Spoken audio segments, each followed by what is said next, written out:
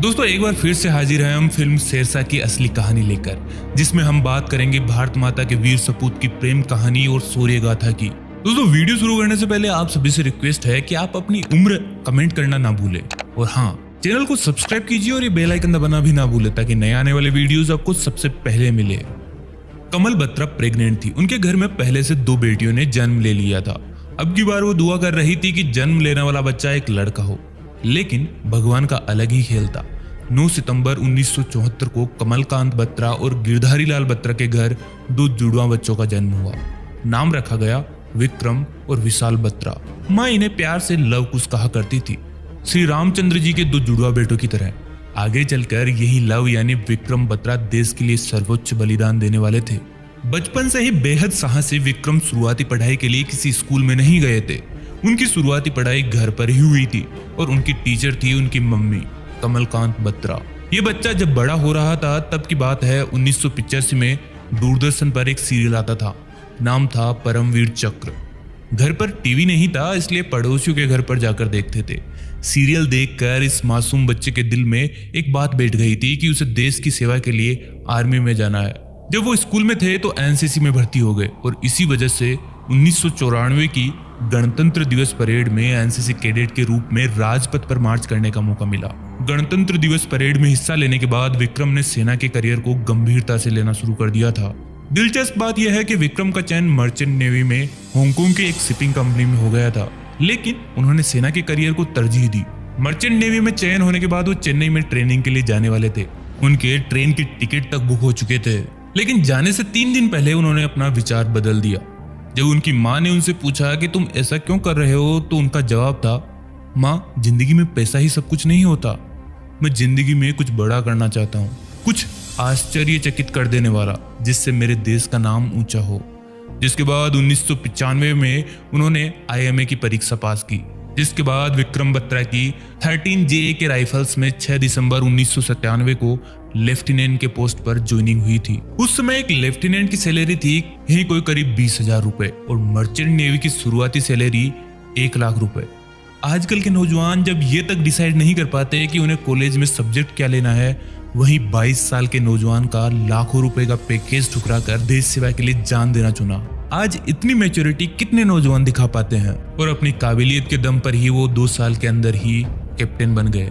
कारगिल की लड़ाई के कुछ महीने पहले जब कैप्टन विक्रम बत्रा अपने घर पालमपुर आए हुए थे तो अपने दोस्तों को ट्रीट देने न्यूवेल कैफे ले गए। जब उनके एक दोस्त ने कहा, अब तुम फौज में हो, अपना ध्यान रखना, तो उन्होंने जवाब दिया था, चिंता मत करो, या तो मैं जीत के बाद तिरंगा लहरा कर आऊंगा या फिर उसी तिरंगे में लिपट कर आऊंगा, लेकिन आऊंगा जरूर। और इसी के कुछ दिनों बाद वो याक वाली कहानी घटी जिससे हमने वीडियो की शुरुआत की थी। जिसके बाद कारगिल का युद्ध शुरू हो गया।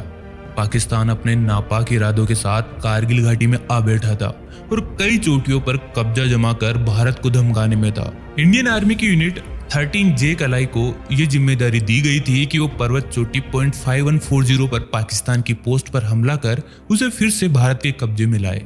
इस यूनिट की कमान थी कर्नल योगेश जोशी के पास और उनके पास 2 युवा ऑफिसर थे, एक थे लेफ्टिनेंट जामवाल और दूसरे थे कैप्टन विक्रम बत्रा। कर्नल जोशी ने उन दोनों को बुलाया और एक पत्थर के पीछे से उन्हें दिखाया कि तुम्हें वहां चढ़ाई करनी है, रात को ऑपरेशन शुरू होगा, सुबह तक तुम्हें वहां पहुंचना होगा। उन्होंने दोनों अफसरों से पूछा कि मिशन की सफलता के बाद आपका कोड क्या होगा। दोनों अलग अलग तरफ से चढ़ाई करने वाले थे।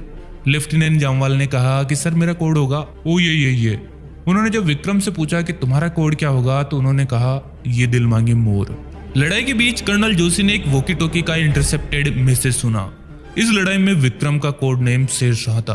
पाकिस्तानी सैनिक उनसे कह रहे थे, शेरशाह तुम वापस चले जाओ, नहीं तो तुम्हारी लाशें ही वापस जाएंगी। कर्नल योगेश जोशी ने सुना कि विक्रम की आवाज थोड़ी तीखी हो गई थी। उन्होंने कहा था कि 1 घंटे रुक जाओ, फिर पता चल जाएगा कि किनकी लाशें वापस जाती है।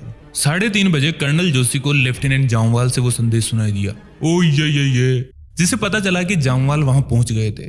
थोड़ी देर बाद 4:35 पर विक्रम का भी सफलता का कोड आ गया, ये दिल मांगे मोर। 5140 द्रास में पड़ता है। उनके इस कामयाब मिशन ने पाकिस्तान सेना को अंदर तक हिलाकर रख दिया। वहीं इंडियन आर्मी के हौसले बुलंद हो चुके थे। विक्रम की सफलता पर उस समय के सेना प्रमुख जनरल वेद प्रकाश मलिक ने खुद फोन करके बधाई दी थी। अब विक्रम बत्रा को अगला लक्ष्य दिया गया 4875 जीतने का। उस समय उनकी तबीयत खराब थी, उनके सीने में दर्द था और आंख सुर्ख लाल हो चुकी थी। कर्नल योगेश जोशी उन्हें ऊपर भेजने में झिझक रहे थे, लेकिन बत्रा ने खुद ही जोर देकर कहा कि वो इस काम को पूरा करेंगे। 5140 जीतते ही विक्रम बत्रा अगले पॉइंट 4875 को जीतने के लिए चल दिए, जो सी लेवल से 17,000 फीट की ऊंचाई पर था और 80 डिग्री की चढ़ाई पर पड़ता था। 4875 मुस्को वैली के पास है। ये लोग पत्थरों का कवर लेकर दुश्मन पर फायर कर रहे थे, तभी उनके एक साथी को गोली लगी और वो उनके सामने ही गिर गया। वो सिपाही खुले में पड़ा हुआ था। विक्रम और रघुनाथ चट्टानों के पीछे बैठे थे। विक्रम ने रघुनाथ से कहा कि हम अपने घायल साथी को सुरक्षित स्थान पर लाएंगे। रघुनाथ ने उनसे कहा कि मुझे नहीं लगता वो अब जिंदा बच पाएंगे, अगर आप बाहर निकलेंगे तो आपके ऊपर फायर आएगा। ये सुनते ही विक्रम बेहद नाराज हो गए और बोले, क्या आप डरते हैं रघुनाथ जी?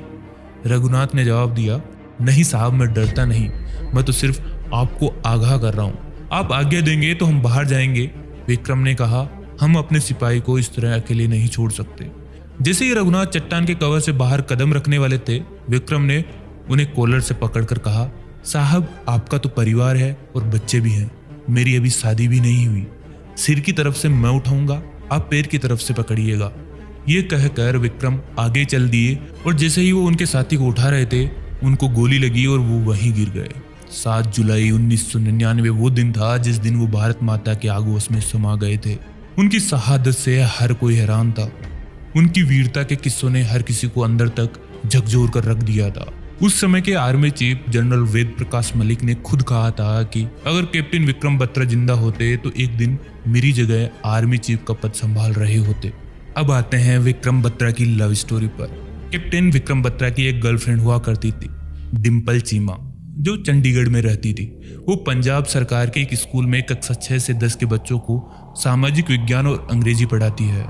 एक बार नादा साहेब गुरुद्वारे में परिक्रमा करते हुए विक्रम ने उनसे कहा था कि बधाई हो मिसेज बत्रा, हमने 4 फेरे ले लिए और आपके सिख धर्म के अनुसार अब हम पति पत्नी हैं। डिम्पल और विक्रम कॉलेज में एक साथ पढ़ते थे। अगर विक्रम कारगिल से सही सलामत वापस लौटते तो उन दोनों की शादी हो गई होती। विक्रम की शहादत के बाद डिम्पल के पास उनके एक दोस्त का फोन आया। जब वो पालमपुर पहुंची तो उन्होंने ताबूत में विक्रम के पार्थिव शरीर को देखा।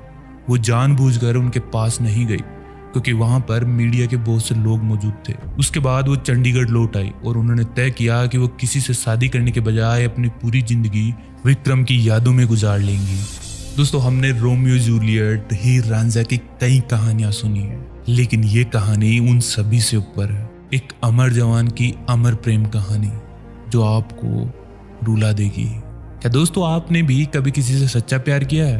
कमेंट करके हमें जरूर बताइए।